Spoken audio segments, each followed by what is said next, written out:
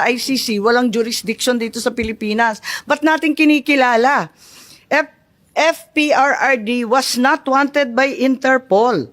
It was neither verified or approved. Hanapin mo sa buong database ng Interpol, walang lumalabas. Hanggang ngayon, it's not there. Read out the email address from the letter. Nakita mo yung letter? ICC ang nakasulat. Walang Interpol kahit sa mismong diffusion. Anong obligasyon ng Pilipinas? Kapag hindi tayo nag-comply sa isang diffusion, anong mangyayari sa atin? Hindi na tayo bahagi ng Interpol? Paparusahan tayo? May parusa po ba?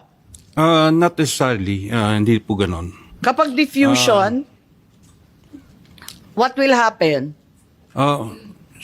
Gaya po na nasabi ko kanina, ang diffusion po at requesting for looking for wanted persons, pareho lang po na ng red notice. Hindi po pareho yun. Ang hindi lang po siya, liwanag ang pagkakaiba po niya, kababasa mo lang ng Article 97, pambihira ka naman, sir.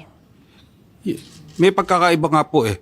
Kaya Kasi nga. yung red notice has to be processed by the Pero di ba yung kay notices. Congressman Arnie Teves, red notice na. Ayan, dinadaan pa rin sa proseso ng maliit at mahirap na bansa katulad ng Timor-Leste. Ayaw pa rin nila pumayag. Dahil ang sabi nila, dadaan muna ito sa korte natin. Ngayon tayo, lumundag tayo sa diffusion. Ano bang commitment natin? Anong mangyayari sa atin? Sinabi na natin, ICC has no jurisdiction. Tapos, ICC warrant has no effect. Tama ba yun? Di ano ngayon yung Interpol? May obligasyon ba tayo sa Interpol? Diffusion pa lang to. Obligado po. Obligado. Bakit obligado? Anong mangyayari kung di tayo sumunod?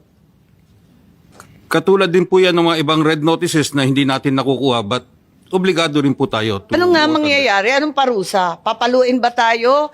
Tatanggalin ba tayo sa Interpol? Iisnabi na tayo ng buong kapulisan ng buong mundo? Hindi ko po masasagot yung gagawin ng Interpol sa atin. But masasabi ko po we have to comply with both the diffusion and the red notice. You have to. We need to. At we the need risk to. of what sanction? We need to. We need to. Yan po yung we Okay. exert our maximum effort to comply with those requests. Nakakagulat lang po dahil kasi eto nga may obligasyon daw pero diffusion lang to at sabi ng Interpol first time daw nga nila na diffusion pa lang lumundag na at inaresto na kagad. Pero parang hindi naman to biglaan kasi General Marbil may memo kayo ng March 10, di po ba? May memo kayo sa kapulisan na mag-mobilize na agad-agad. Libo-libong pulis ang pinamobilize kahit hindi pa ninyo alam na may warrant. Sabi ninyo, hindi ninyo alam Asan yung memo? Nariyan kanina, di ba? Aalala po ba ninyo yung memo na yan? But anyway, ma'am, Hindi. Yung memo, tama po ba yan o mali yung binigay sa amin? 10 po ang nakasulat na date. Tama po ba yan?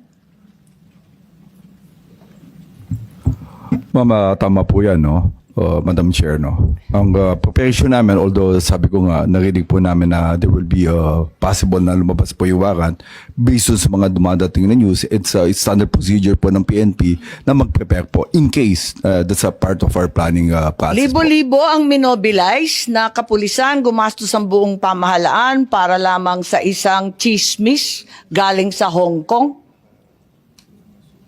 Sabi po ni Secretary John Vic na chismis lang naman ang umabot sa kanila. Hindi naman sila nakatanggap ng anumang katibayan Ma'am, it's a standard, Madam Chair, it's a standard procedure ng Philippine National Police kay chismis. So hindi, we have to prepare and plan kung ano pong mangyayaring eventualities po. 7,000 po? Base sa chismis? Wala kayong No, we don't have any record na 7,000. I believe Yun ang ito. pinagmalaki sa dyaryo. Hanggang dyaryo lang naman kami. Ma'am, wala po kami nilalabas ng ganong karaming tao. I guess it's more of pinapilaki. But I doubt with this number, ito lang po yung nilabas po namin tao. Okay. So, ilan ang minobilize ninyo kung sinasabi niyo labis-labis naman ang 7,000? Sa tingin ko, labis-labis, isipin mo, chismis lang. Ma'am, based on the numbers, more or less it's a total of 156. Yun lang po yung ano namin. But sabi ko nga doon, it's just a normal procedure. May po mga na- memo pa na sumunod dyan, alam naman ninyo yon. Ito lang yung pinakauna. Madam Chair, I have to check po yung numbers ng tao natin. Bakit sinabi 7,000? Nagulat naman kami. Okay lang, pero mabalik dito sa ICC warrant, walang red notice at pati yung Timor-Leste, inisnab yung red notice, ang atin lang diffusion. Sa diffusion, ang liwaliwanag, kailangan extradition, kailangan in conformity with national laws. I think we've established that